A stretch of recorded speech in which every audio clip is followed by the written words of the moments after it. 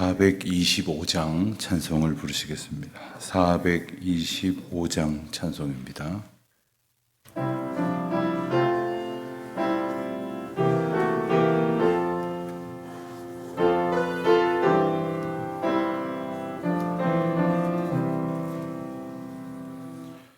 주님의 뜻을 이루소서. 고요한 중에 기다리니 진흙과 같은 날 빚으사 주님의 형상 만드소서. 주님의 뜻을 이루소서. 주님 발 앞에 엎드리니 나의 맘속을 살피시사 눈보다 희게 하옵소서.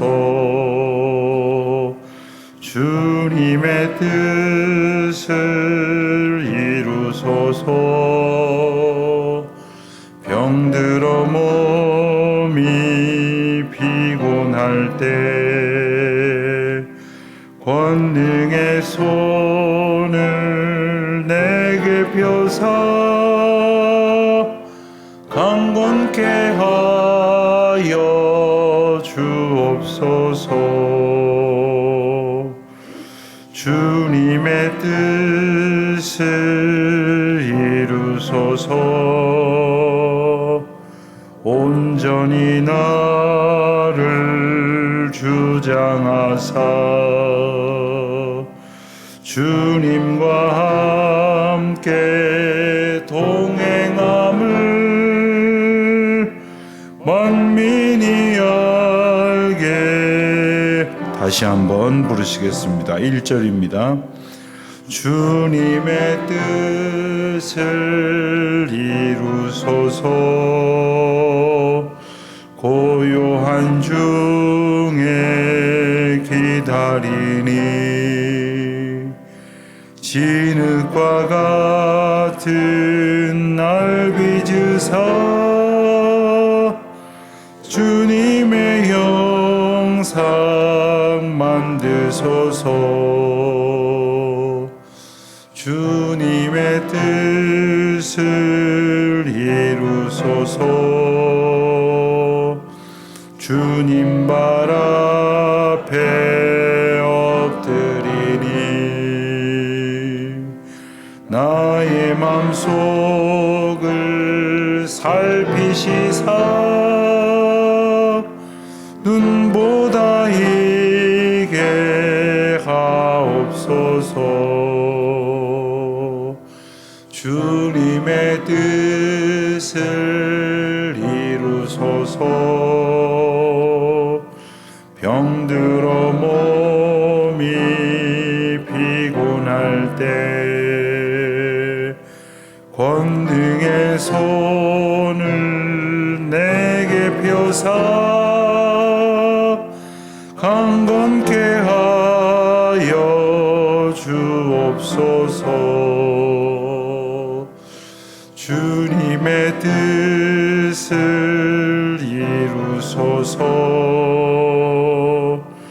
온전히 나를 주장하사 주님과 함께 동행함을 만민이 알게 하옵소서.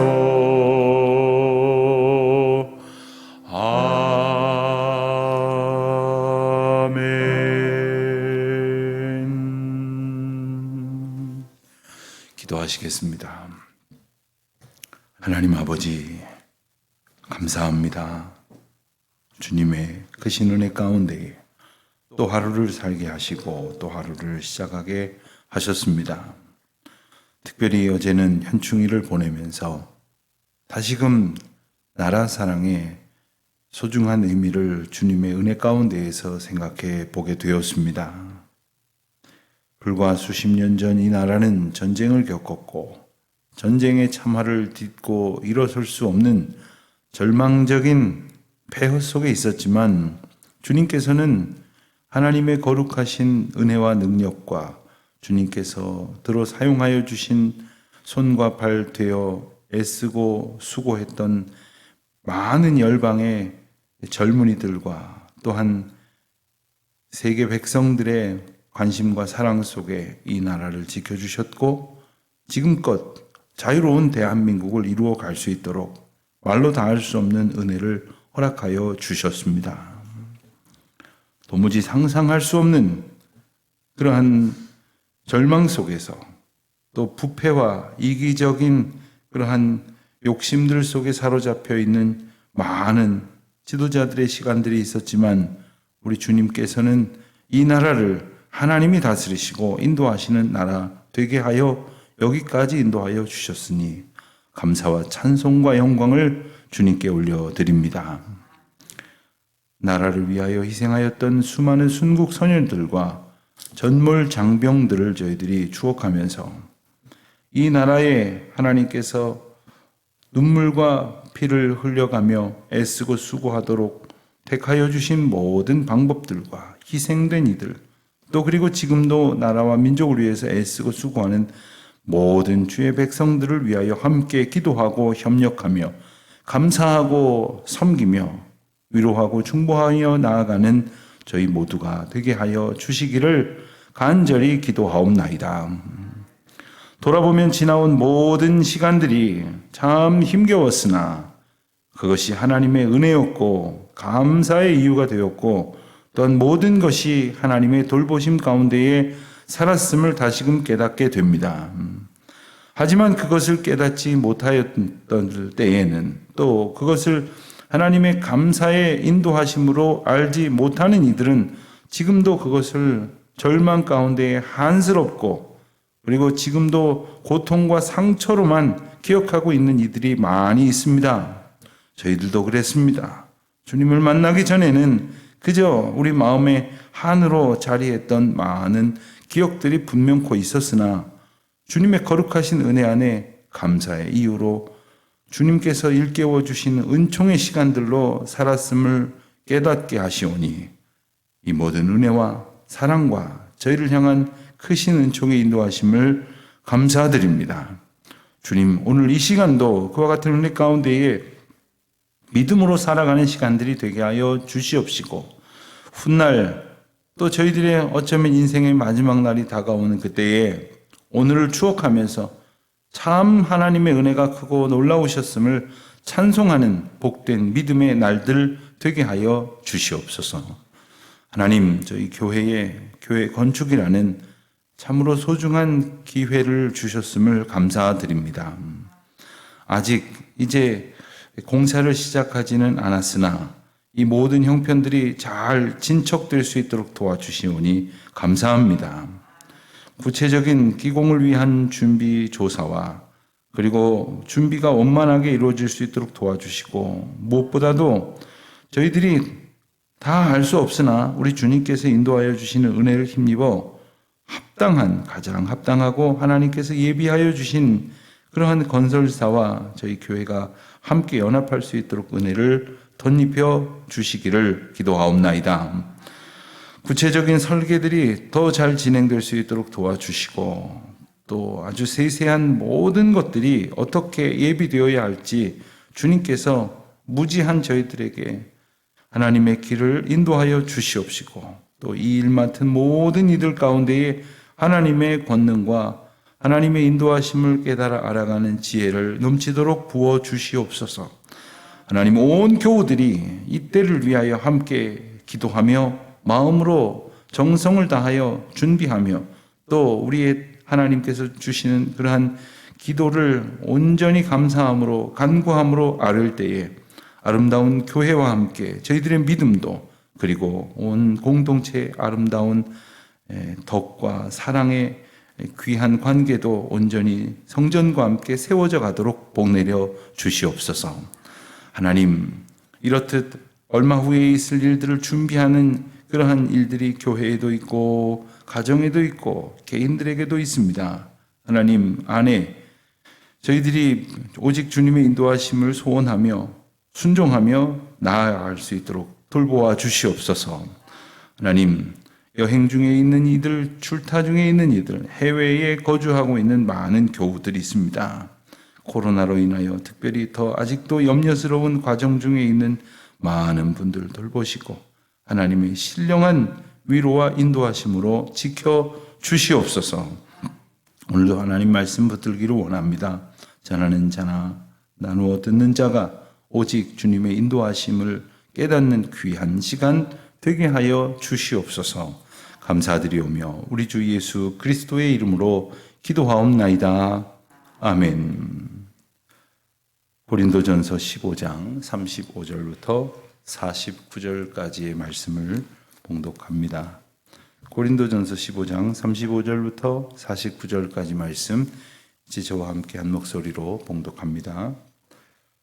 누가 묻기를 죽은 자들이 어떻게 다시 살아나며 어떠한 몸으로 오느냐 하리니 어리석은 자여 내가 뿌리는 씨가 죽지 않으면 살아나지 못하겠고 또 내가 뿌리는 것은 장래의 형체를 뿌리는 것이 아니요 다만 밀이나 다른 것의 알맹이일 뿐이로되 하나님이 그 뜻대로 그에게 형체를 주시되 각 종자에게 그 형체를 주시느니라. 육체는 다 같은 육체가 아니니 하나는 사람의 육체요 하나는 짐승의 육체요 하나는 새의 육체요 하나는 물고기의 육체라. 하늘에 속한 형체도 있고 땅에 속한 형체도 있으나 하늘에 속한 것의 영광이 따로 있고 땅에 속한 것의 영광이 따로 있으되 해의 영광이 다르고 달의 영광이 다르며 별의 영광도 다른데 별과 별의 영광이 다르도다. 죽은 자의 부활도 그와 같으니 썩을 것으로 심고 썩지 아니할 것으로 다시 살아나며 욕된 것으로 심고 영광스러운 것으로 다시 살아나며 약한 것으로 심고 강한 것으로 다시 살아나며 육의 몸으로 심고 신령한 몸으로 다시 살아나느니 육의 몸이 있은즉 또 영의 몸도 있느니라. 기록된 바 첫사람 아담은 생령이 되었다 함과 같이 마지막 아담은 살려주는 영이 되었나니 그러나 먼저는 신령한 사람이 아니요 육의 사람이요 그 다음에 신령한 사람이니라. 첫사람은 땅에서 났으니 흙에 속한 자이거니와 둘째 사람은 하늘에서 나셨느니라. 무릇 흙에 속한 자들은 저 흙에 속한 자와 같고 무릇 하늘에 속한 자들은 저 하늘에 속한 이와 같으니 우리가 흙에 속한 자의 형상을 입은 것 같이 또한 하늘에 속한 이의 형상을 입으리라. 아멘. 언젠간 편찮으셔서 이제 오래도록 누워 계셨던 성도를 문안한 적이 있습니다. 그분 제게 물으시기를 의사 선생님이 가망이 없다 합니다. 그저 편안히 여생을 보내라고 해서 이제 퇴원해서 자녀들하고 같이 여행도 좀 다니고 시간도 좀 보내다가 그렇게 죽음을 맞이하고 싶습니다. 이렇게 말씀하셨습니다. 그리고는 갑자기 아주 반짝거리는 눈으로 저를 보시면서 이렇게 물으셨습니다. 그런데 나중에 죽었다가 부활하면 이렇게 쭈그랑 바가지 같은 몸으로 부활합니까? 그래서 제가 빙긋이 웃었더니 우리 동생은 처녀적에 갑자기 병이 생겨서 죽었는데 우리 동생이 너무 부럽습니다. 우리 동생은 예쁘게 부활할 것 아닙니까? 저는 이렇게 늙어갖고 부활한다니까 그게 좀 하나 섭섭합니다. 이러시길래 오늘 말씀을 가지고 성경 공부를 갑자기 하게 되었습니다. 여러분 우리도 그런 질문을 덜어 할 때가 있습니다. 아니 죽은 자의 몸 그 상태로 부활한단 말인가? 아니면 도대체 몇 살 때로 부활할까? 젊어서 세상 떠난 우리 동생이 혹은 나이 들어서 세상 떠나신 우리 부모님이 뒤죽박죽된 형태로 우리가 나중에 부활되어 만나는 건가? 이런 생각을 할 때가 있습니다. 고린도 교회 교인들 중에도 그런 궁금함이 있었던 모양입니다. 그래서 35절에서 이렇게 두 가지를 질문하는 겁니다. 죽은 자들이 어떻게 다시 살아납니까? 또 어떠한 몸으로 오는 겁니까? 하는 질문입니다. 첫 번째 질문은 어떻게 다시 살아나며 하는 표현보다는 더 정확하게 본다면 어떻게 다시 살리심을 받습니까?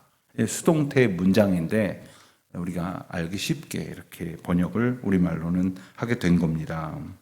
어떻게 다시 살 수가 있습니까? 또, 자, 그렇다면 어떤 모양으로 부활한다는 말입니까? 하는 이 두 가지 질문으로 나누어 볼 수가 있습니다.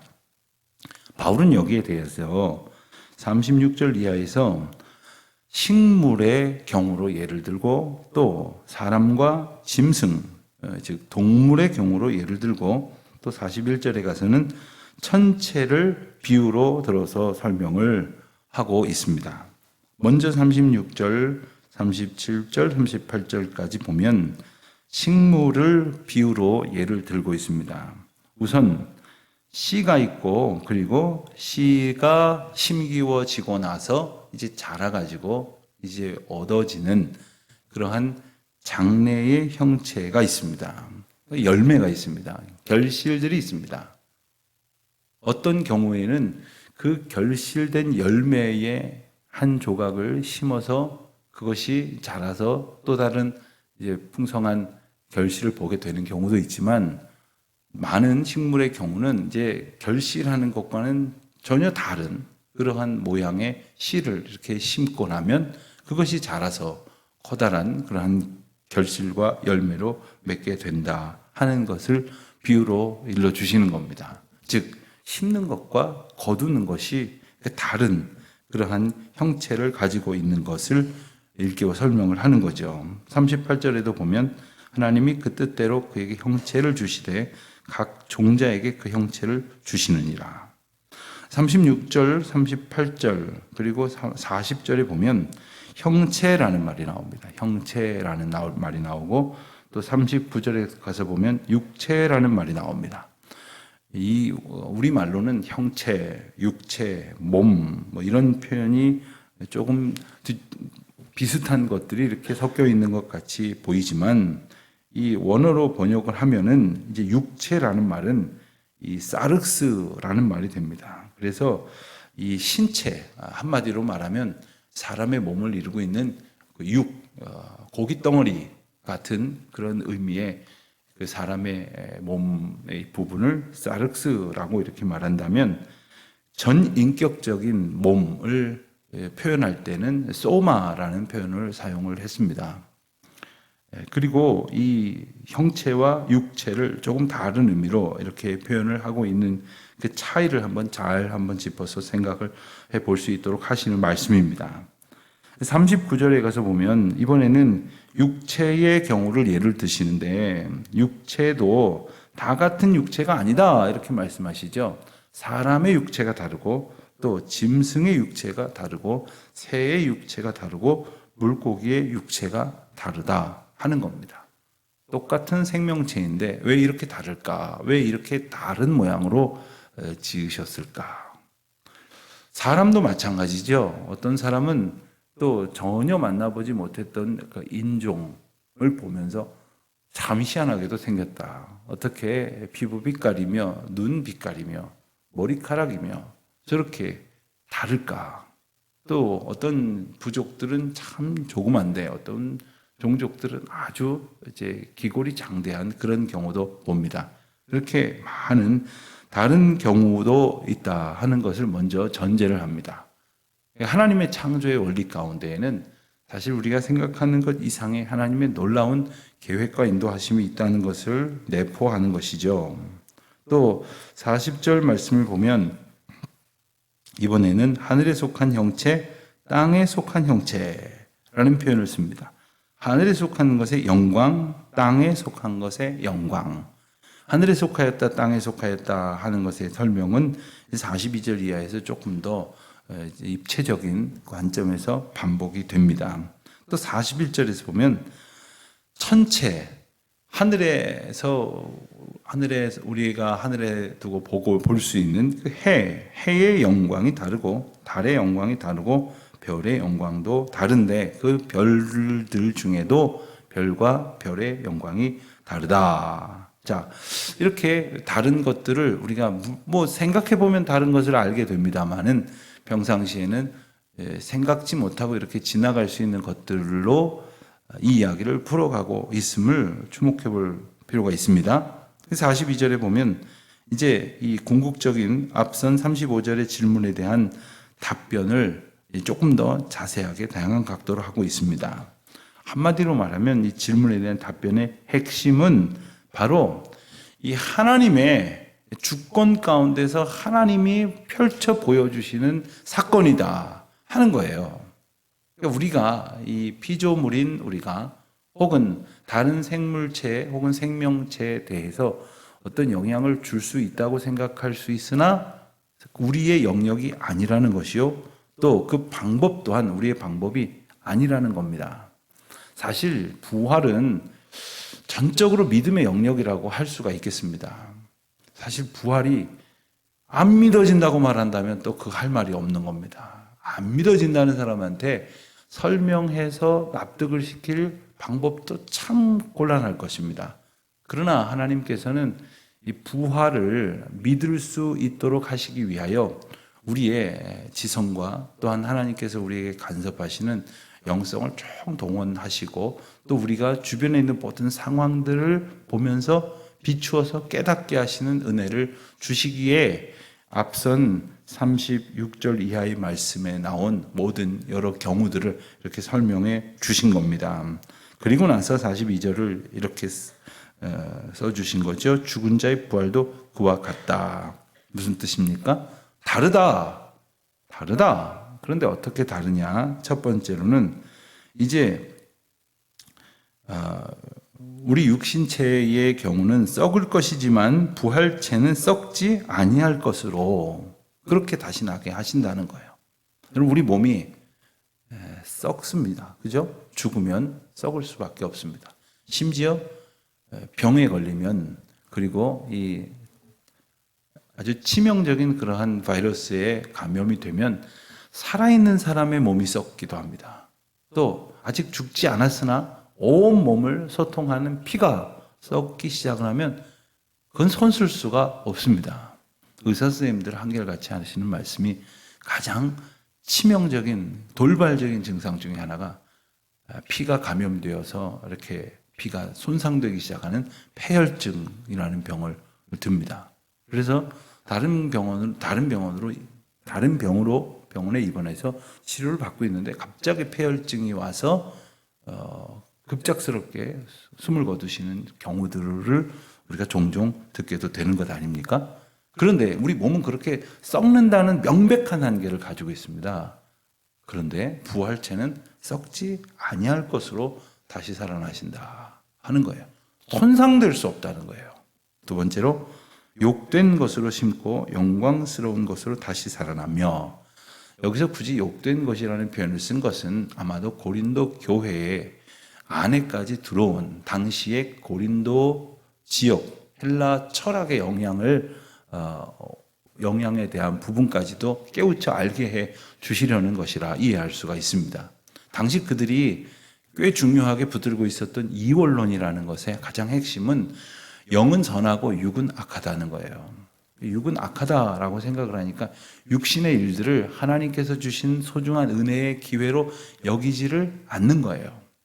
물론 육신을 위하느라고 헛수고하고 헛되이 욕망을 부리면서 살아가지 않는다면 좋겠지만 그런 차원이 아니라 하나님께서 주신 이 땅에 이 육신을 도모하여 이룰 수 있는 그 모든 일들이 다 악하다고 그렇게까지 폄훼하는 것이죠. 그렇습니다. 그 욕된 것으로 분명히 심은 것은 부활체가 영광스러운 것으로 다시 살아나는 것이라는 의미를 선명하게 하시는데 이 의미를 일깨워 알게 하시는 것이죠. 또 43절에 보면 43절 하반절에 보면 약한 것으로 심고 강한 것으로 다시 살아난다 했습니다. 또 한 번은 이런 질문을 하시는 분들이 있습니다. 죽으면 이제 하나님께서 우리의 생명을 주장하셔서 다시 하나님의 때에 우리로 부활하게 하십니다. 그런데 별로 아멘을 소망 가운데 하지 않으세요. 그러면서 하시는 말씀이 아니 다시 살아나도 이렇게 골골거리고 살 바에야 뭘 다시 살아나는 의미가 있겠습니까? 여러분 다시 사는 것이 어떤 지금 상황에서의 새로운 라운드가 새로운 페이지가 시작이 되는 것이 아니라 하나님의 주권 가운데에서 전혀 다른 차원의 몸을 입게 하시고 전혀 다른 차원의 은혜 가운데 살게 하시는 것 중에 약한 것으로 우리가 심고 있으나 그래서 늘 병들고 그리고 늘 걱정하고 늘 몸이 병드니까 마음도 얼마나 쉽게 무너집니까? 참 몸이 건강하면 마음도 강건해져서 아주 희망차게 하루하루를 살아갈 수 있게 되는데 아주 삭신이 쑤시고 또 아프고 조금 나았다 싶은데 또 아프고 이전에는 이런 일이 없었는데 온몸이 결리고 쑤시고 말을 듣지 않으면 마음까지 무너질 수밖에 없는 연약한 존재가 우리 아닙니까? 옛날엔 분명히 됐는데 이게 안 된다는 거예요. 얼마나 마음도 무너집니까? 하지만 이것이 창조 질서 가운데 있는 하나님의 역사요. 우리를 부활체로 하나님께서 다시 살리실 때에는 강한 것으로 다시 살게 하신다는 거죠. 또 44절에 보면 몸으로 심고 신령한 몸으로 다시 살아나나니 육의 몸이 있은즉 또 영의 몸도 있느니라. 이 네 가지 차원을 통해서 심겨지고 살리심을 받는 그 다른 구조에 대해서 말씀을 하십니다. 그리고는 다시 45절 이하에서 첫사람 아담을 예로 들어 이제 말씀을 하십니다. 첫사람 아담은 생명이 되었다 함과 같이 마지막 아담은 살려주는 영이 되었다. 그러면서 그 차이를 구분하시기를 46절입니다. 먼저는 신령한 사람이 아니요 육의 사람이요 그 다음에는 신령한 사람이니라. 첫사람 아담은 하나님께서 호흡을 불어주셔서 그가 생명이 되었다. 그러니까 영적인 부분을 받은 그런 육신으로 살게 하셨다 하는 겁니다. 하나님의 형상을 따라서 아담을 지으시되 아담에게 생기를 불어넣어 주셨는데 그것이 하나님의 호흡이었다는 거예요. 하나님의 어떤 영적인 요소를 우리에게 주셨다는 거예요. 여러분 우리가 하나님을 깨닫고 어떻게 우리가 무지몽매한 인간이 하나님을 깨달을 수 있습니까? 어떻게 하나님의 은혜를 알 수가 있겠습니까? 그것은 하나님께서 그것을 알 수 있는 그러한 하나님에 속한 영적인 영역을 우리에게 부여해 주셨기 때문에 우리에게 그 은혜를 허락하신 것입니다. 자, 그렇게 우리를 지으셨는데 그럼에도 불구하고 46절에서 명백히 설명하는 것처럼 먼저는 신령한 사람이 아니라 육의 사람이요. 영적인 요소를 받았으나 역시 육의 사람이요. 그 다음에 다시 살아나는 부활체는 신령한 존재로 살게 하셨다 하는 것이고요. 47절에 보면 첫사람은 땅에 났으니 흙에 속한 자이거니와 둘째 사람은 하늘에 나셨느니라. 다시 말하면 우리가 이 땅에 살아갈 때는 땅에 속한 자로 흙에 속한 자로 살아간다 하는 말이죠. 흙에 속한 자라는 말이 뭡니까? 결국은 흙으로 돌아간다는 거예요. 결국은 한 줌 흙으로 썩어질 수밖에 없도록 하나님께서 그렇게 지으셨다는 거예요. 그러나 우리를 다시 살리실 때는 하늘에 속한 자로 하늘에 속한 자의 하나님의 특별하신 섭리와 계획하심 가운데에 살게 하여 주신 것이죠. 하늘에 속하니 곧 살려주는 영이신 그리스도의 형상을 입을 것이라고 하는 약속을 주시는 겁니다. 오늘 말씀에 보면 육에 속한 것은 그리고 육신체로서의 우리 모습은 우리 자신의 모습을 연상할 수 있지만 부활체의 모습은 부활하신 그리스도를 연상할 수가 있는 것입니다. 그러므로 우리가 이 질문을 갖고 이러한 질문을 끊임없이 반복하는 이유는 뭐냐면 여전히 우리의 생각이 땅에 속해 있기 때문이에요. 우리 몸에 속해 있기 때문이에요. 우리 몸의 연약함, 유한함, 한계, 실망스럽고 때로는 아주 소망을 품지 못할 그러한 절대적인 연약함에 속하여 있을 때 우리는 더 이상 아무것도 기대하면서 바라볼 수도 없고 정말 그럴까? 과연 그럴까? 어떻게 그런다는 거야? 이런 생각으로만 갇혀 있을 수 있다는 거죠. 오늘 말씀이 우리에게 이 부활에 관한 놀라운 은혜의 약속과 소망을 주시는 것입니다. 더 이상 육신에 속한 자가 아니라 하늘에 속한 자로 이제 우리를 살게 하시고 이미 그 소망 가운데 살게 하시는 거예요. 여러분, 뭐 다음 달에 미국 여행 가시는 분이 있다고 칩시다. 근데 어떤 분은 한 달 전부터 여행을 준비해요. 그때 가서 입을 옷도 사고, 그리고 그때 가서 가지고 다닐 뭐 가방도 하나 사고, 뭐 그때를 위해서 미리 머리도 손질하고, 뭐 여기서 할 일은 다 해놓고 거기 가서 할 일을 준비합니다. 지금 이 땅을 살아가지만 한 달 뒤에 미국 갈 여행을 살아가는 거예요.